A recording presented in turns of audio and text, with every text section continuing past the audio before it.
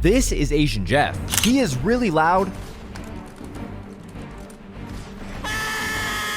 insane at Fortnite,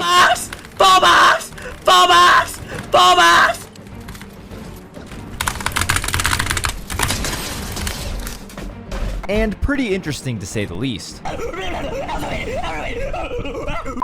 1 year ago, he blew up overnight and became the biggest Fortnite streamer in the entire world. But now, barely anybody remembers who he is. So how did he go from the next big thing to just another streamer? AsianJeff's career began on November 6, 2018 when he started his first ever stream on Twitch. He averaged a total of 7 viewers, which honestly is not too bad considering nobody knew who he was. In the beginning, his content consisted of boring gameplay and he wasn't the energy-filled AsianJeff that we know today. This made it extremely difficult for him to grow because while he was good, he was not the best player in the game and his streams were not very entertaining. And because of those two things, he still averaged 10 viewers after an entire year of streaming every day. Although during this time, he was branching out to other kinds of content and uploaded his first YouTube video. It was just a gameplay of a 22 kill win in Fortnite with him being very monotone the entire time. The thing is, at this point in his career, he just wanted to be the best Fortnite player he could be and he didn't really care about being an entertaining streamer. But unfortunately, competitive Fortnite wasn't going too well for him either. Up until February of 2019, he was unable to play tournaments until the age requirement was lowered from 16 to 13 years old.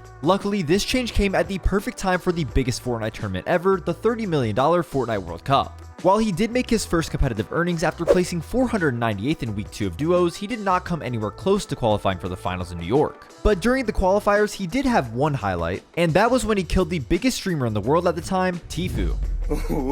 Wait till you see the. No. Bro, what is my gun doing, dude?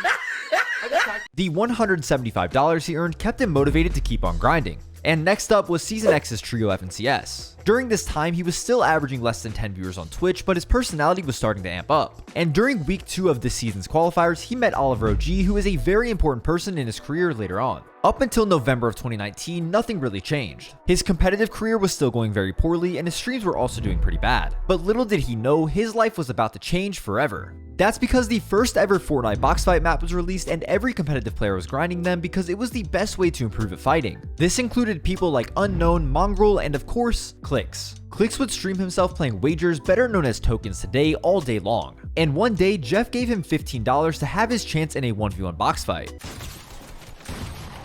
Fuck, man!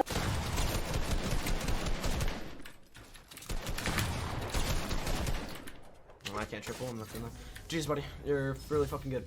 Not only did he win, he absolutely destroyed him. The thing is, this is not the first time that Jeff had beat Clix in a 1v1. He actually beat him 3 months earlier, but it was off stream and he didn't really gain anything from it. This time was different though, and he made sure to capitalize on this opportunity. And I started getting some recognition from there. I had like 50 viewers. I kept on doing 1v1 tokens. I would be that kid that would have 1v1 tokens in my title. And then suddenly I got from 50 viewers to 100 viewers to 300. Now, instead of Clix being the person to beat in 1v1s, it was AsianJeff.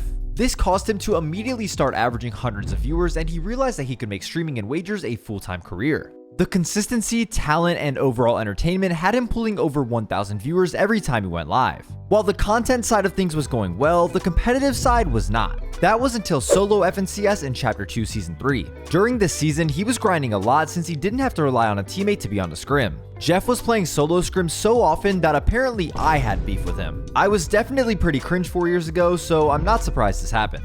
All of this practice would lead to his first real competitive success when he qualified for the FNCS Grand Finals. Although he finished in a disappointing 86th place, it was still an accomplishment just to make it. Things were finally looking good for him, but that didn't last very long. For an entire year after this, he struggled in competitive, failing to make another Grands, and his Twitch viewership was also beginning to go down. He was constantly streaming other games like Valorant and Osu, and it seemed like he hated to play Fortnite. But this completely changed when the Solo All-Star Invitational was announced. This was an invite-only solo tournament with a $2.5 million prize pool. To qualify, you had to place top 15 in one of the 2 trio FNCSs at the beginning of the year. Jeff did not come close to doing that, but luckily the last 10 spots were up for grabs in an open qualifier. He absolutely loves solos, so once it was announced, the grind began. After weeks of preparation, he cruised through every round before making it to the final round of the qualifiers. All he needed was a top 10 finish to earn his spot in his second FNCS final. Not only did he finish top 10, he got first place. This was the ultimate confidence boost, and he was ready to dominate the grand finals.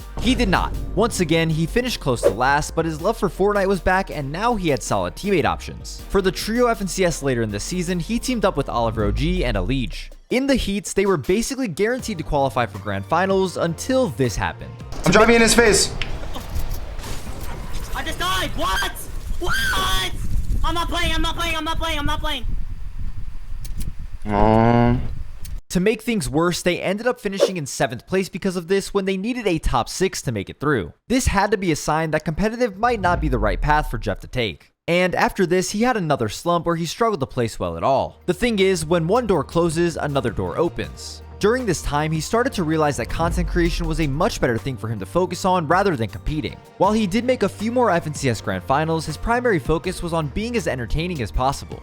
This was pretty evident during the beginning of 2023, where there was a drastic change in his personality on stream. Hunter?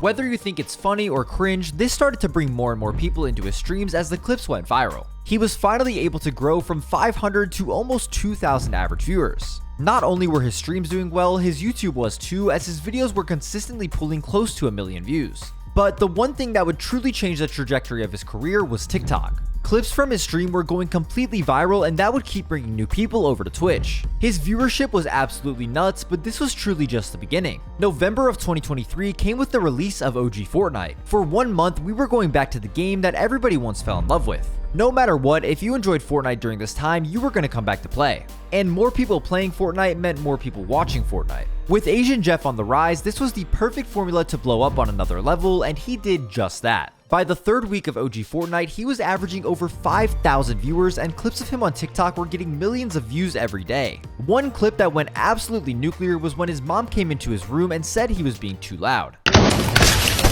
Too loud. Where's the pole? I can't see. Too loud. Chill, my mom's telling me. I can't see, bro. Chill, let me use my ears, man. And this actually has a pretty funny backstory. No, my parents have never been supportive. They were always sketch of Twitch, right? I remember I got affiliated on Twitch. I needed to give them my social security number, right? And they didn't trust Twitch, right? And I would be making $100 a month, and then that still wasn't enough for them. I started making more, and then that's when they started trusting me and giving me, more like leisure. But I would still have to go to sleep at night for being too loud. I remember, like, I didn't qualify for like a tournament because I was being loud. And that's the famous clip, too loud, you know what I'm saying? Oh, yeah. That was, a lot of people think that's fake, that's actually real, right? Every single video he uploaded to YouTube was pulling at least 1 million views. And on top of this, he was collaborating with some of the biggest content creators in the world like Jinxie and iShowSpeed. These collaborations helped him keep growing even more, and with the release of Chapter 5, Fortnite's hype continued. At this point, he was averaging 15,000 viewers and peaking at over 25,000 almost every stream. On top of this, he was pulling another 10,000 viewers on TikTok Live, and the clips he posted on there were getting millions of views each, with this one getting 15 million. 180. Full box.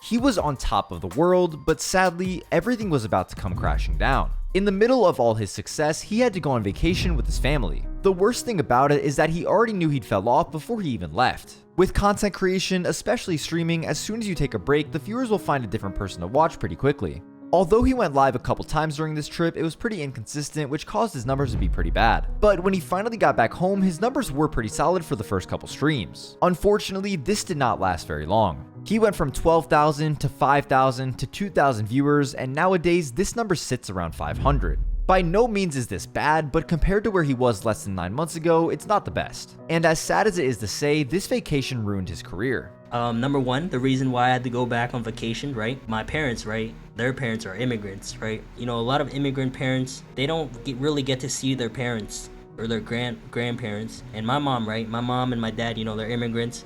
They recently just got their green card, if you know what that is. My mom wanted to go see her parents, and she hasn't seen them for 20 years, So me being it's just honestly bad timing because I blew up at that time, but also, you know, me being the son of that mother, why would I not go? It's just disrespectful, and it's also good vibes, you know, good times. At that time, looking back at it now, probably should have maybe went for a little bit.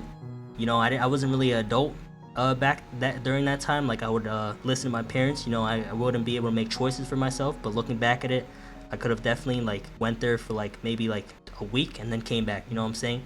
Something like that, right? It's great to see that Jeff prioritizes his family over everything, because that's what truly matters in the end. Nowadays, he is still grinding just as hard as he was when he blew up. I think a big part of the reason he struggled to get his numbers up is because Fortnite has been very stale, and this causes viewership to be lower overall. He has everything he needs to blow up, so I asked him if he thinks he'll ever be able to make it back to where he was at his peak. I think if I put in the work and shit, right, I stop listening to what other people have to say about me, because, Bhronos, I'm gonna teach you something, like, this is very hard. Even I still don't like kind of follow this. Like, if you listen to other people's opinions, like, you give them power, and you can't listen to other people's opinions, you know what I'm saying? And I think like during these past few months, you know, I really got a little bit sad, a little bit down, because everyone would always come my chat, talk shit, saying you fell off. But then I just gotta keep in my mind, you know, like, I'm gonna get back to where I was, and those people that are shit talking me are the same people that are gonna be sucking me on later, you know what I'm saying? With another OG season coming up soon, I'm curious to see where he ends up a few months or even a year from now. At just 18 years old, he has already accomplished so much, including buying a house for his entire family. We made the right person famous. Hopefully he's able to blow up and reach new heights, because he definitely deserves it. If you enjoyed this video, drop a sub so I can reach 100,000 subscribers, and check out the other video on your screen right now.